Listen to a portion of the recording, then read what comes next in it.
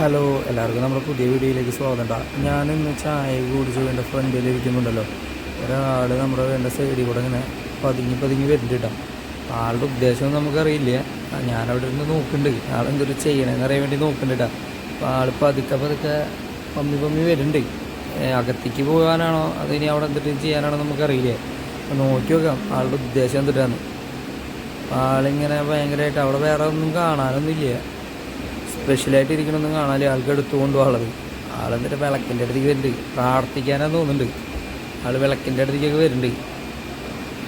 ഇതിപ്പോൾ സ്ഥിരമാണോ എന്ന് എനിക്കൊരു സംശയമുണ്ട്. ആ വിളക്കിൽ വേണ്ട, വിളക്കിൽ ഇങ്ങനെ മണത്തൊക്കെ നോക്കുന്നുണ്ട്.